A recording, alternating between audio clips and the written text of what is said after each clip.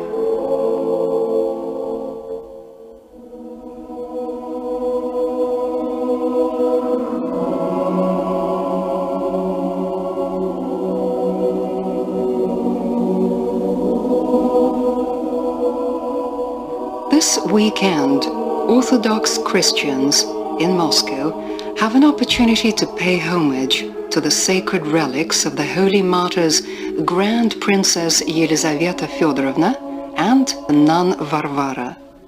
They both accepted a martyr's death at the hands of the Bolsheviks in 1918 and were canonized as saints by the Russian Orthodox Church abroad in 1981. 11 years later, they were likewise canonized by the Russian Orthodox Church of the Moscow Patriarchate.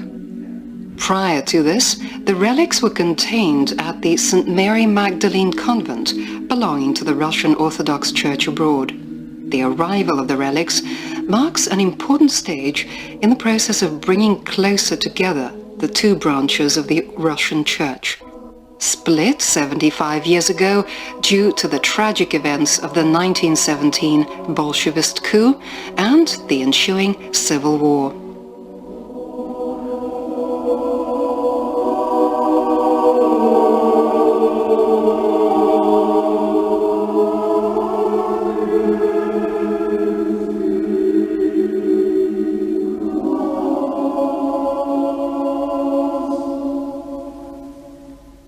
Our correspondent, Lyubov Tsarevskaya, recently visited the Urals, the town of Alapayevsk, where the Grand Princess Yelizaveta spent the last months of her life, and where she accepted a martyr's death.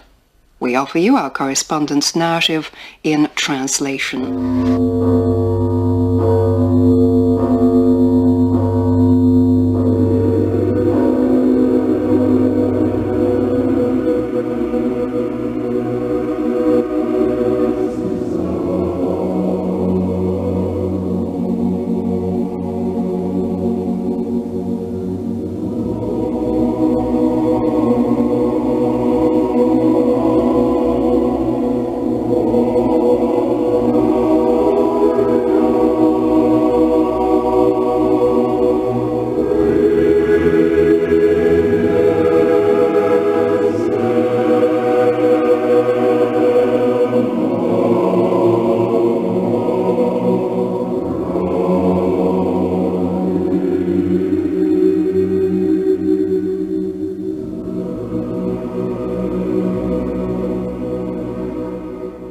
Quite a lot is known about the Grand Princess Yelizaveta. She was born into the family of the Grand Duke of Hessen-Darmstadt, Ludwig IV, and the daughter of the English Queen Victoria, Princess Alice. Yelizaveta was brought up in the traditions of Old England, in strict discipline and religious spirit. After losing her mother at the age of 14, Ella, as she was lovingly called in the family, took upon herself the responsibility for the younger brothers and sisters, and in actual fact she became a mother to them. Inherently gentle and kind, sensitive to the pain and grief of others, totally devoid of selfishness, she helped other people at times at the expense of her own needs and interests.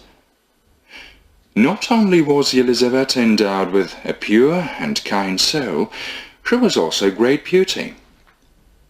At the time, they used to say there were two acknowledged beauties in Europe, Anne of Austria and Yelizaveta Hessen-Darmstadt. It's hardly surprising that there were many contenders for her hand in marriage among the royal houses of Europe. However, she herself chose Grand Prince Sergei, a close relative to the last Russian Emperor, Nikolai II.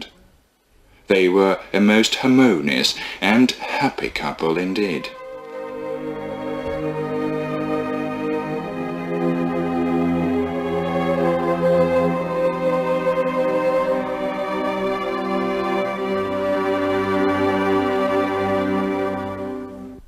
Having arrived in Russia, the Anglo-German princess with all her heart fell in love with her newfound homeland, adopted orthodoxy, and became truly Russian in spirit.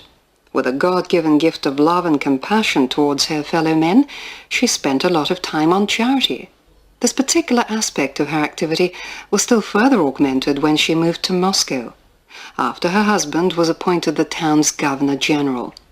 The princess helped orphans, children of the impoverished and ill parents, and during the Russo-Japanese War of 1904-1905, organized help for the front, putting together supplies of medicaments and clothing. Muscovites were quick to appreciate the goodness and charity of the Grand Princess, and referred to her as the patron angel of Moscow.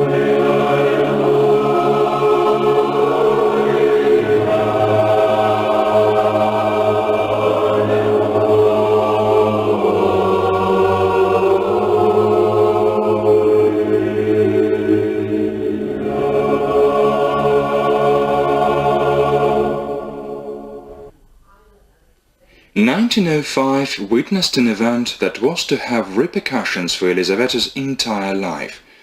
Her dearly beloved husband died at the hands of a revolutionary terrorist. Despite the dreadful pain of loss, as a true, devout Christian, she found it in herself to forgive her husband's assassin. After emerging from mourning, the Grand Princess decided to depart from the dazzle of secular society life and dedicate the rest of her life to charity work. Dipping into her private funds, she acquired a large property in the heart of Moscow, complete with 4 two-story buildings and a large garden, where she founded a convent in honor of the holy myrrh-bearing women Martha and Maria, and became its Mother Superior.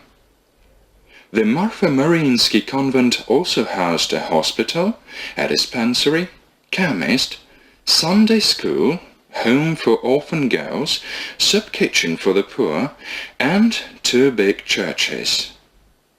The place did a great deal of charity work. It annually received up to 12,000 supplications for help in obtaining an education, employment, caring for the sick, etc. Yelizaveta's zealous activity won her tremendous respect in Russian society, and already in her lifetime she was acknowledged as a saint. The revolutionary turmoil of 1917 that eradicated Tsarist rule didn't spare the royal Romanov dynasty. Neither did it spare the Grand Princess Yelizaveta. She was arrested by the Bolsheviks in her convent on the 3rd day after Easter of 1918, and together with the Romanov princess, relatives of the last Russian Emperor Nikolai II, exiled to the Urals. There, in Yekaterinburg, the entire royal family were being held under arrest. Yelizaveta asked for permission to see her sister, Empress Alexandra, but her plea was turned down. Yelizaveta had a premonition they would never see each other again. She followed her road to the Calvary with humility and complete trust in God's will. In one of the letters to the sisters of the Marfa Mariinsky convent, she wrote from exile, "The Lord has decreed that it is time for us to carry His cross. We shall try to be worthy of this great joy. I deemed we were too weak to aspire to carrying this cross. Yet the Lord giveth, the Lord taketh. May God's will be realized. May the Lord's name be blessed forever."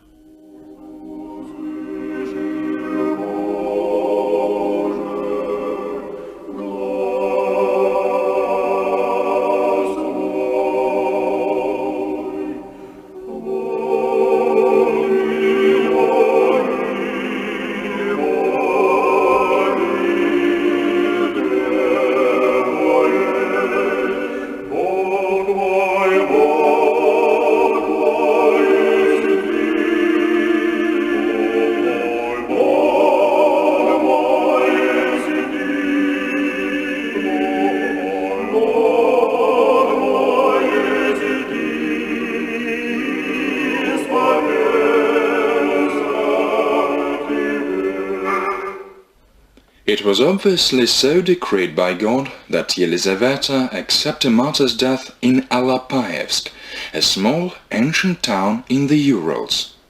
It was here that the Grand Princess and the Romanov princes were secretly brought on May 20th, 1918. It's interesting that long before these events, in 1914, during her pilgrimage across holy sites of the Urals, the Grand Princess met the hegumen Serafim Kuznetsov, who became her friend and spiritual father. In 1917, when the revolution broke out, Serafim offered Yelizavetta Fyodorovna refuge for some time in a safe place, the convent outside Alapaevsk. The Grand Princess refused the offer. Yet it was God's will that she be brought expressly there after her arrest. The arrested were lodged in a parish school on the outskirts of the town. The building of the school has survived to our day practically unchanged. The Grand Princess lived in one of the classes. Today it houses a memorial museum containing various memorabilia and photographs of the Holy Martyr. Continuing the narrative is a museum guide, Marianna Ostapenko. Первоначально режим был достаточно легким, поскольку они свободно выходили во двор, занимались физическим трудом, даже свободно выходили. To begin with, the prisoners were treated without undue severity, says Marianna Ostapenko. They were at liberty to go out into the yard, do manual work, exercise, attend church service. Yelizaveta made the most of her allotted time on earth by working hard and praying earnestly. She worked in the garden, planted flowers, and prayed much. The locals say that when passing the school, they frequently heard songs of prayer coming from inside.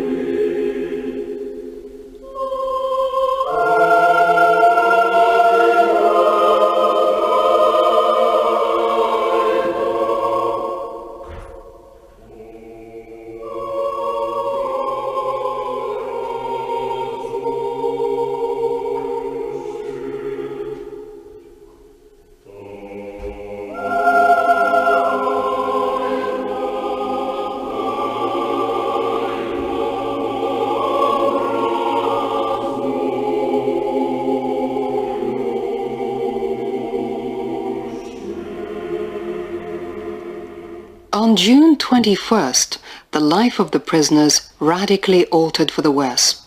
Their personal belongings were taken away, money included. They were prohibited from going outside beyond the school gate. All the Romanovs were able to keep were their most cherished possessions, their crosses, icons, prayer books, and photographs of their relatives. Sensing the approach of the inevitable, Yelizavetta and her companion, the nun Varvara, prepared for death. They prayed to God, asking him to lend them strength in their sufferings. This prevalent mood of foreboding and sorrow was witnessed by one woman who lived to our day and died just recently in Alapayevsk. As a 10-year-old girl, she had taken the prisoners' pies baked by her mother. Once Varvara, with tears in her eyes, begged her to ask people to pray for the Grand Princess and herself. She gave the girl a length of pink silk for the remembrance prayers. From it, the girl had a dress made that she particularly loved. With the Orthodox, it is a custom to give away belongings of the deceased with a request that prayers of remembrance be said for their souls.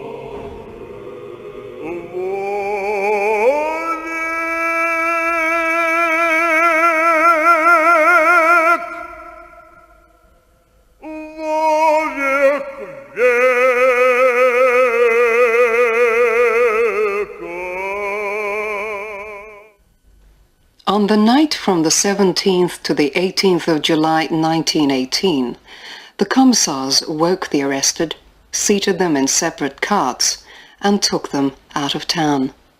The site for the killing had been chosen in advance. This was an abandoned mine, 12 kilometers outside of Alapayevsk. At a distance from the mine, the prisoners were told to alight and walk the rest of the route. They were led up, one after the other, to the awning 60-meter shaft of the mine, slugged on the head, and thrown down. Only Prince Sergei put up any resistance and was shot. The martyrs took 3 days to die, from blood hemorrhage, thirst, and exposure. One local said that after the arrested had been thrown into the mine, he could hear the singing of the Cherubio song from the depths.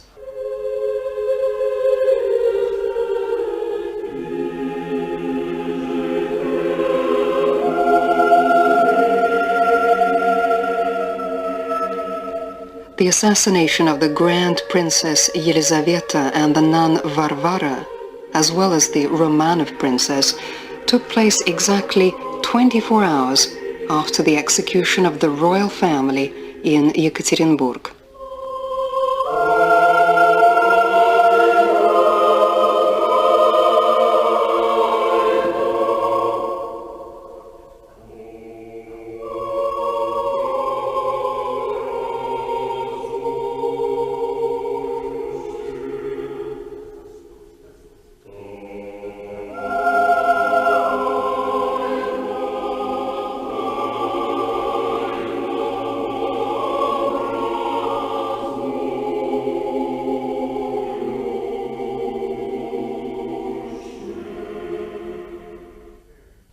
When, in September of 1918, Alapayevsk was cleared of Bolsheviks by detachments of the White Guard, the bodies of the martyrs were removed from the mine. The Grand Princess Yelizavetta was found with the icon of the Savior on her chest. It was before this icon that she had prayed when in her death throes. On the other side was the inscription, Palm Sunday, April 18th, 1891. This date was the day the Grand Princess had adopted Orthodoxy.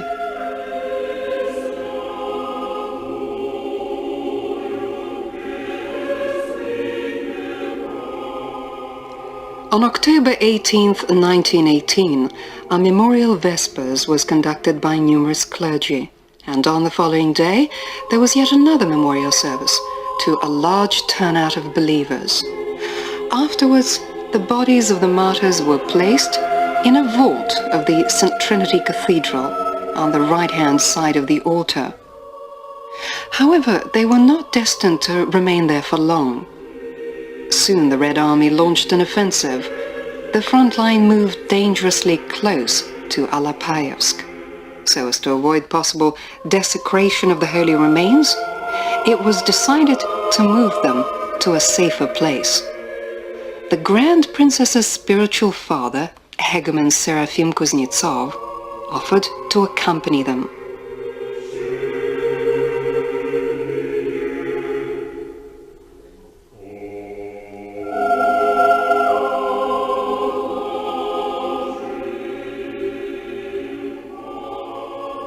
This was a long and arduous journey.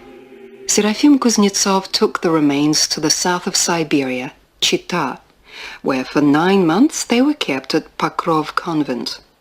When the front line approached those places too, the hegumen moved still further, to China. The bodies of the Romanov princes were buried in Beijing. The coffins with the remains of Yelizavetta and the nun Varvara were taken by Serafim to Jerusalem, where they found their resting place at the Russian church of St. Mary Magdalene. When they opened the coffins of the martyrs, a scent of honey and jasmine wafted through the air. The remains were in part imperishable. Thus the Lord signaled the holiness of the martyrs.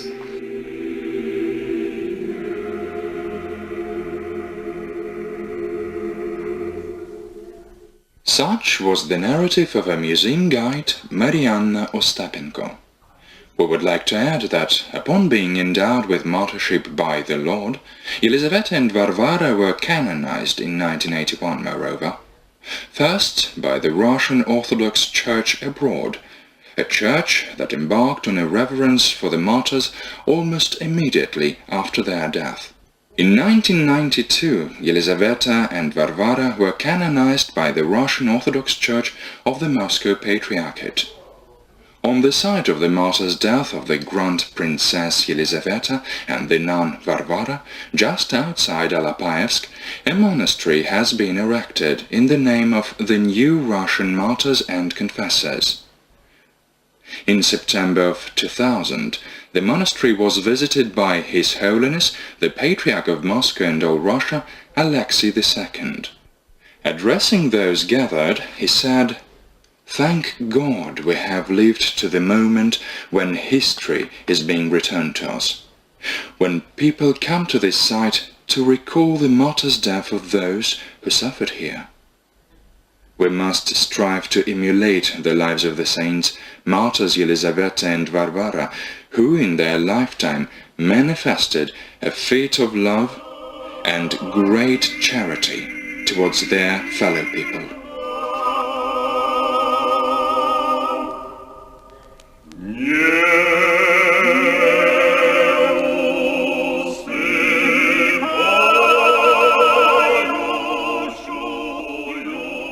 Thank God, we are now granted an opportunity to revere the holy relics of the martyrs Yelizavetta and Varvara, which have returned to their native land, a land they loved so much.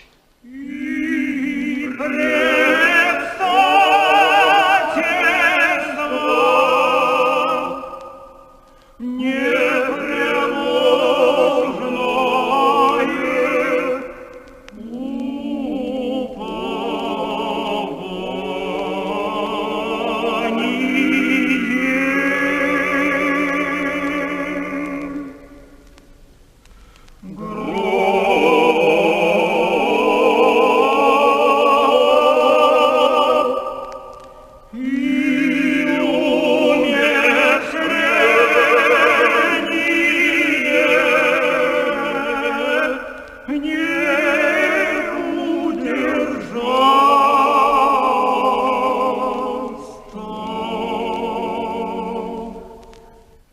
there we end today's edition of the series Christian Message from Moscow.